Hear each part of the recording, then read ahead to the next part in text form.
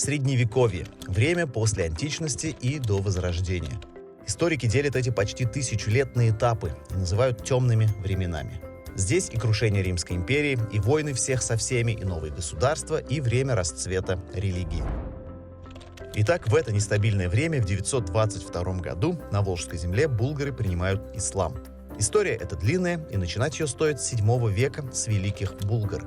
Не путать с волжскими. Итак, государство Великая Булгария – это следствие раскола тюркского каганата. Расположилось оно в степях Северного Причерноморья. Его первым и последним правителем был хан Кубрат. Он объединил разные тюркские племена. Любопытно, что по некоторым источникам хан Кубрат был православным. Крещение принял в Константинополе, где жил и воспитывался в царском дворце византийского императора Ираклия. Но просуществовала Великая Булгария недолго, чуть больше 30 лет, и закончилась вместе со смертью Кубрата. Проблема в том, что его 5 сыновей не послушали отца и не сохранили единого государства, и каждый повел свою 5-ю часть наследства своей дорогой. Один из сыновей, Катрак, со своими племенами пошел в сторону Средней Волги. Трудно сказать, были ли рады местные жители новым соседям, но смею предположить, что их никто особо и не спрашивал, и референдумов не проводил. Так и стали жить вместе. Со временем объединились в государство и назвались Волжской Булгарией. На сегодня историкам известны более 190 булгарских городищ в Татарстане, в Самарской, в Ульяновской областях и не только. И это не считая стоянок и мелких поселений. Итак, на дворе был X век. Волжской Булгарией руководил хан Алмуш. Видимо, Алмушу поднадоели войны с соседями, и он хотел стать сильнее. А для этого нужно единое государство. И чтобы объединить разные языческие племена, нужна общая идея. Нужна общая религия. Можно было принять иудаизм, но это еще больше зависит от своих давних врагов хазар. Можно православие.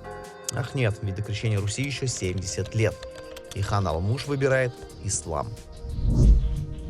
Исламское государство халифат в это время переживает свой золотой век и поддерживает всех, кто принимает ислам. Алмуш пишет в Багдад халифу письмо с просьбой. Халиф подумал и отправил в Волжскую Булгарию делегацию из 5000 человек. Там и строители, и купцы, военные и мусульманские миссионеры, и проповедники. Они равномерно расселяются по городам, и не прошло и года, как в 922 году ислам был объявлен официальной религией булгар. Город Булгар небольшой, но важный город-порт на Волге. Транзитный пункт для двух цивилизаций. Для арабов это ворота в мир славян, финно-угоров и скандинавов. И, соответственно, наоборот. За проход булгарская элита со всех купцов брала десятину, 10% налог. Ну, чем вам не таможня? На дивиденды от торговли строятся города. Среди прочих город Биляр. Он огромен, его площадь 700 гектар. Это больше Лондона, Парижа и Новгорода того времени. Биляр лишь вдвое меньше Константинополя и Самарканда. Через него шли главные торговые пути из Китая в Европу, из Средней Азии и Персии на север. Здесь можно было купить и китайские шелка, и северные меха, и европейское оружие. Археологические находки подтверждают, неплохо они тут жили. Судя по размеру горшков, они не голодали. Девочки носили фенечки из янтаря. Ну, девочки такие девочки, хоть в X, хоть в 21 веке. Говорят, в городе был водопровод, отопление, а окна в домах были застеклены. Здесь жили ученые, поэты, целители, развивалась медицина и наука. Татарская Атлантида, не иначе.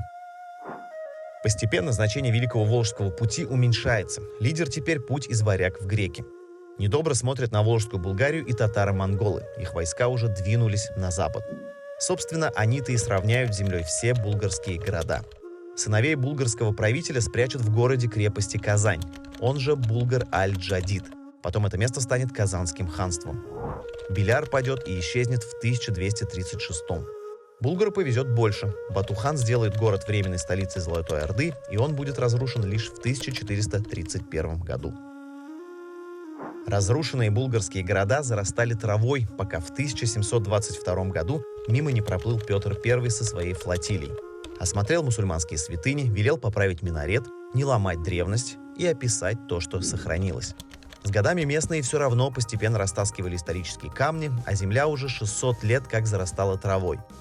Так продолжалось, пока правительство Татарстана не решило восстановить Булгар. Место, где 1100 лет назад был принят ислам, стал своеобразной меккой для мусульман и туристов. Средневековый город был превращен в город-музей со своими священными камнями, белыми мечетями и музеями. И это место правда достойно внимания.